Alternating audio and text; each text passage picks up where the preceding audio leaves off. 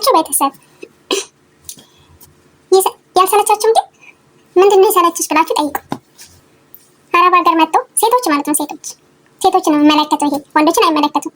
እና ሴቶች ከሀገራችሁ ትወጣላችሁ ትመጣላችሁ አረብ ሀገር ለምንድን ነው የምትመጡ? ለስራ ትመጡና እዚህ ትጀናጀናላችሁ ከወንድ ጋር። እሱ ኢትዮጵያ ሆኖ እናንተ እዚህ ሆናችሁ ትጀናጀናላችሁ እድሜ ለዋይፋይ። እና ከዛ ምን ሆነ? ብራችሁ ተበላችሁ ወይም ተከዳችሁ በማታውቁ ሰው በፌስቡክ ወይ በቲክቶክ በተለያየ ሚዲያ ተታወቁና ከዛ በተከዳችበት ሰዓት ግን መጣችሁ እኛ ላይ መለቃቀስ።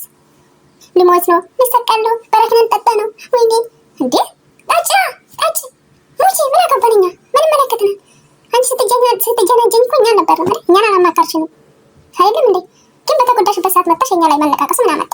እኛ ምን አገባን? አይመለከተንም። ሶ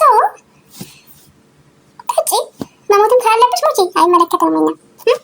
እና መጀመሪያ አላማሽን ማወቅ አለብሽ። ለምንድን ነው የመጣሽው? ሰርተሽ ለመለወጥ ቤተሰብሽን ለመለወጥ አይደለም? ቤተሰብሽ አንዳንዶቻችሁ እኮ ከሀገር ስትወጡ በቤተሰብ እርዳታ ነው አይደለም? ወይ ቤተሰብ መሬቱን ሽጦ ወይ ደግሞ ብዙ ነገር አድርጎ ነው ወይ ተበድሮ አይደለም እንዴ? እናውቃለን እኮ ብዙዎቻችን እናሳልፈናል። እና ግን እኛ እዚህ ከመጣን በኋላ እሱ ረስተነዋል። እዚህ ስልክ ይገዛል፣ ከዛ በኋላ ዋይፋይ ይከፈታል፣ ከዛ መጀናጀን፣ ከዛ ብር ላኪ ስልሽ መላክ እንዴ ኖ። በዚህ ሰዓት እኮ እናንተ ያልገባችሁ ነገር ማለት ነው ለወንድ ብር መላክ ራሱ በጣም ለወንድ ቅርታ ለባል ራሱ ብር መላክ በጣም ከባድ ነው። እንኳን ለማታውቂ ሰው ማለት ነው እንኳን ለማታውቂው በፌስቡክ በቲክቶክ በተለያየ ነገር ተጀናጅነሽ ለምትልኪ ይቅርና ማለት ነው። ጌታ ነው የምላችሁና ብዙዎቻችሁ ይህን ትምህርት ልትንቁ ትችላላችሁ ነው እና ማለት ነው። ግን ሰርታችሁ ብትለወጡ ሰርታችሁ ተለውጣችሁ ሀገራችሁ ሄዳችሁ የሆነ ነገር ቢሰሩበት እውነት ነው። ለምን እንደዛ እንዳልኩ ታውቃላችሁ? አንድ ጓደኛ ነበረች እና የምትሰራው ደግሞ ቤሩት ነበረ እና ቤሩት በምትሰራበት ሰዓት ለምን እዚህ ኢትዮጵያ ላይ ከቤሩት ከመሄዷ በፊት ይታወቁና በፌስቡክ ከዛ ልክ ሊሄድ ነው አረብ ሀገር። አልተገናኙም እኮ እነዚህ ሰዎች አሁን ማለት ነው በስልክ እንጂ በአካል አልተገናኙም፣ አታውቀውም፣ አላየችውም። ገባችሁ? በጣም ያናደደኝ ነገር ማለት ነው እሱ ያለ ጎንደር እሱ ያለችው አዲስ አበባ። ከዛ ተዋወቁ።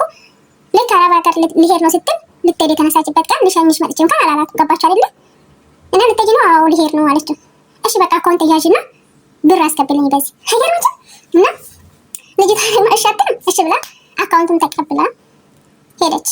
ልኮላት ያው በስልኳ ልኮላት ማለት ነው። እሺ ብላ ሄደች እና ልክ እንደደረሰች 3 ወር ምናምን ሲሆናት ያው እስከዛው ድረስ እያወሩ ነበርና ከዛ ላኪ ያላት ላከችለት።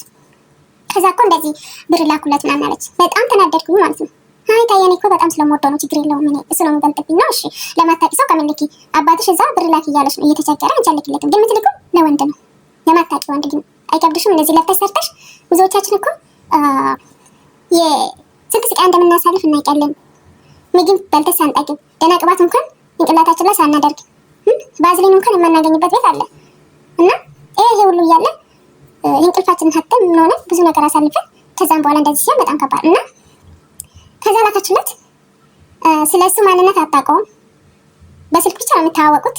ከዛ መጨረሻ ላይ አሁን ድጋሜ መሬት ልገዛ ነው እና ቤት ልሰራ ነው ብር ላክልኝ አላት አለኝ አለች። እንግዲህ አንዳንድ እና ስንት ነው ላክልኝ አለች ስላት ቁጥሩን ራሱ አላውቅም፣ በጣም ብዙ ብር ነው የጻፈልኝ፣ ቁጥሩን ራሱ ማንበብ አልቻልኩትም፣ በጣም ብዙ ማለች እና ማለት ነው። እና በጣም ገረመኝ። ለምንድን ነው እንዳስልክለት ለምንድን ነው የምልክለት አልኳት። ከዛም በኋላ ብር ስላላከችበት ብቻ ተናዶ ሚስት ነበረው፣ ትዳር አለው። አስቡት እንግዲህ በዛ ሰበብ ሚስቱንና ልጁን ፎቶ ፌስቡክ ላይ ለቀቀ እና በጣም ገረመኝ። እና ከዛም እንደዛም ሆኖ ማለት ነው አላመንኩም። እኔ ውሸቱን ነው ሊቀልድብኝ ይሆናል፣ እኔ ለማናደድ ይሆናል፣ እኔ ብር ስላላኩለት አለች። በቃ እኮ እኛ እንዴ ካፈቀርን እኮ እኛ ሴቶች በቃ ምንም ብሎ ምንም አንሰማም እና ነው። እሺ በቃ ከዚህ በኋላ ግን እንዲሆን ብለሽ እንዳትነግሪኝ አልኳት እና መጨረሻ ላይ ሀገር ቤት ሊገባ ስትል ምን የመሰለ ስልክ ለራሷን የማትይዘው ስልክ በጣም ትልቅ የስልክ ይዛለት ገባች። እንደዛም ሆኖ ማለት ነውና እና እንደገባች ያው ስልኩን አልነገረችው፣ ግን ሰርፕራይዝ አደርገዋለሁ ይመጣል እሱ ማለት እንግዲህ ከጎንደር እንግዲህ ሄደች። ስትደውል መጥቻለሁ ስትለው አይ እኔ አልመጣም፣ እኔ እኮ ባለትዳር ነኝ እና የልጅ አባት ነኝ አይላትም እና በጣም ተናደደች። በቃ እኔ ራሴን ማጥፋት አለብኝ፣ እኔ መኖር አልፈልግም አለች። የራስሽ ጉዳይ አልኳትና ከመጀመሪያ መክረሽ ቅናት መሰለሽ፣ መከርኩሽ አልሰማልሽ እና ታጭ ከፈለሽ መሞትም ካለብሽ እኔ ምን አገባኝ ታዲያ አልኳት እና እንደዛ ሆነ። ድጋሜ በንዴት ወደ አረብ ሀገር ተመለሰች እና ለምንድን ነው እንደዚህ ምን ሆነው? ለምንድን ራሳችንን ጠብቀን የመጣንበትን አላማችን አሳክተን ወደ ሀገራችን ለምን አንገባም? የተቸገሩ እኮ ስንት ዘመዶቻችን አሉ። እናታችን እኮ ወይ አባታችን እኮ ቡና እንኳን የሚገዙበት ነገር አጥተው የሚቸገሩበት ጊዜ አለ። ለእነሱ ለምን አናረጉም? ላሳደጉን ለወላጆቻችን ለምን አናረጉም? ዝም ብለን ለዱርዬ አሳልፈን ለማናውቀው በስልክ ብቻ ለምናውቀው አሳልፈን ከምንሰጥ እኔ በእውነት በጣም የምናደድ እንደዚህ የሚያደርጉ ልጆች በጣም እኔ ሲጀመር ማለት ነው እንጂ እንደዛ ስለ ብር ሲነሳብኝ እንገበግበኛል። ለምን እያሳለፍኩትን አውቃለሁ። እዚህ ጋር ማሳልፈውን ህይወት እሱ አቂ እሱ በፈለገበት ሰዓት ተኝቶ የፈለገውን ባል ተጠጥቶ ነው። በፈለገበት ሰዓት ተኛ፣ በፈለገበት ሰዓት እነሳ። እኛ አረብ ሀገር ያለን ልጆች ግን እንቅልፍ ላንተኛ እንችላለን፣ ምግብ ላናገኝ እንችላለን እና ብዙ ነገር እያሳለፈን ብዙ ስቃይ እያሳለፈን እዚህ ዝም ብለን ለማናውቀው ሰው አሳልፈን ስንሰጥ ግን በጣም ምን እንደምንሰማ ወይም ቤት እየሰራውልሽ ነው ልልሽ ይችላል። ቤት እየሰራው ነው ብሎ ዝም ብሎ ጠጋ ብሎ የአንዱን ቤት ፎቶ አንስቶ ልልክ ይችላል። ከዛ እውነት መስሎሽ ደግሞ አንቺ አምነሽው ቤት እየተሰራልኝ ነው እያልሽ ብር እየጨማመርሽ ልትልክለት ትችያለሽ። እና ይሄ ስትሄጂ ደግሞ ያን ቤት እና ወይም ከቤት ሻለሽ ወይም ደግሞ ከገንዘብ ሻለሽ ወይ ደግሞ ከሰውየው አለሽ እና እንደዚህ አይነት አጋጣሚዎች አሉ ብዙ ጊዜና ከዚህ ለምንድን ነው ራሳችንን የማንጠብቀው? እና ሁሉ ነገር እኮ ሀገር ስንገባ ይደርሳል።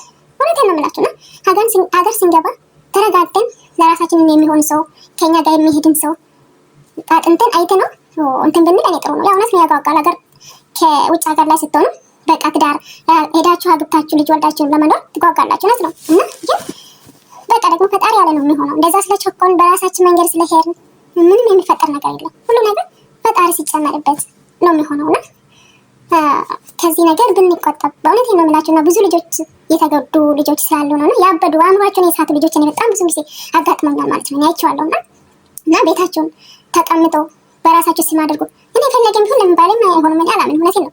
እኔ ባለ ትዳር ነኝ ግን የልጆች እናት ነኝ፣ የልጅ እናት ነኝ ግን ማለት ነው ሰው ቤት እየሰራው አረብ ሀገር ሰራ ሄድኩኝ በራሴ ስም ቤት እንገዝቼ መጣሁ። ለምን ስለማያውቅ ነው። በኋላ አንቺ እዚህ ጋር ተጎድተሽ ገባሽ አይደል? ስትሄጂ ግን በስሙ አድርጎ አንቺ ሜዳ ላይ የምትወርቂ እንደፈለገ ሰው እንትሮ ነው ማለት ነውና በዛ ምክንያት እኔ በራሳችሁ ስም ብትገዙ ደግሞ የምታምኑት ታማኛሉ እኮ ደግሞ ሁሉም ባሎች አንድ ናቸው፣ ሁሉ ወንድ አንድ ነው ማለት ከባድ ነው። ጥሩም አሉ ጥሮችም አሉ፣ ፈጣሪያቸውን የሚፈሩ ታማኝ ወንዶች አሉ። እና እንደዛ ቢሆን እላለሁኝ። አመሰግናለሁ። አስተያየት ካላችሁ በኮሜንት አስቀምጡ። እናመሰግናለሁ። ይሄን ለማለት ነው።